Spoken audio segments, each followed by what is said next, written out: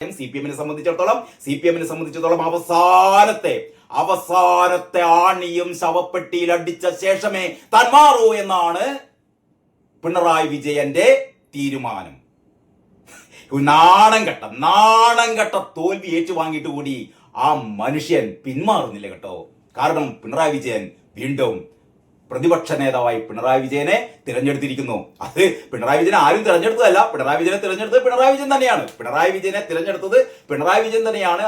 നമ്മൾ ചിലപ്പോൾ കരുതും ഇതില് വാർത്തയുണ്ട്, പ്രതിപക്ഷത്തെ പിണറായി നയിക്കും. ഒരു കോമഡി വാർത്തയാണ്. അതിങ്ങനെയാണ്, CPM നിയമസഭാ കക്ഷി നേതാവായി പിണറായി വിജയനെ CPM സംസ്ഥാന കമ്മിറ്റി തിരഞ്ഞെടുത്തു. CPM സംസ്ഥാന കമ്മിറ്റി എന്ന് പറഞ്ഞാൽ ഏതാണ്? CPM സംസ്ഥാന കമ്മിറ്റി എന്ന് പറഞ്ഞാൽ പിണറായി വിജയനാണ്. പിണറായി വിജയൻ ഒരു വാക്ക് പറഞ്ഞാൽ എതിർക്കാനുള്ള ആംബിയറുള്ള ഒരാൾ പോലും സംസ്ഥാന കമ്മിറ്റിയിലില്ല. അപ്പൊ സംസ്ഥാന കമ്മിറ്റി തീരുമാനിച്ചത്രേ, പിണറായി പറഞ്ഞു ഞാൻ.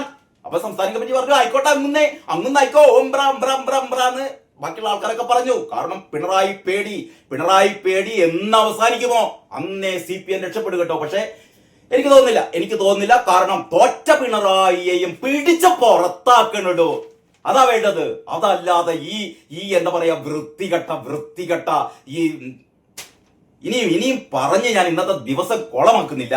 ഈ വാർത്ത, അതായത് പിണറായി വാർത്തയുടെ ബാക്കി എന്താണെന്ന് അറിയോ? പിണറായി തന്നെ പ്രതിപക്ഷ നേതാവാകട്ടെ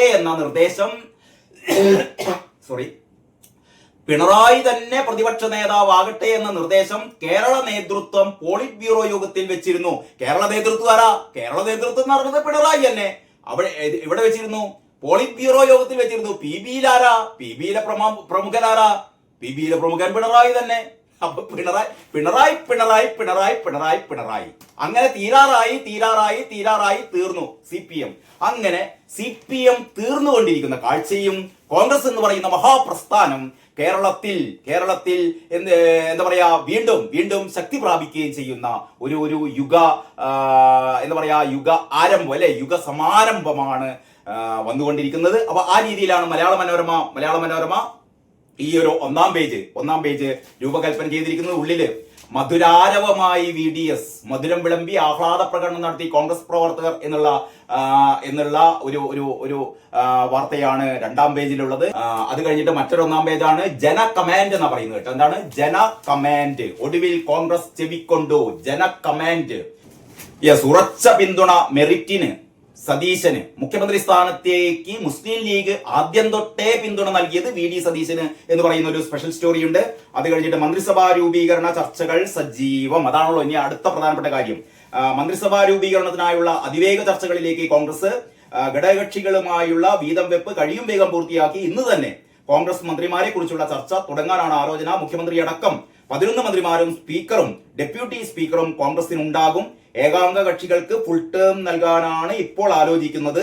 ലീഗിന് 5 മന്ത്രിമാർ ഉണ്ടാകാനാണ് സാധ്യതയല്ല. മിക്കവാറും ലീഗിന് 5 മന്ത്രിമാർ ഉണ്ടാവണം. കാരണം അവർക്ക് അതിന് അർഹതയുണ്ട്.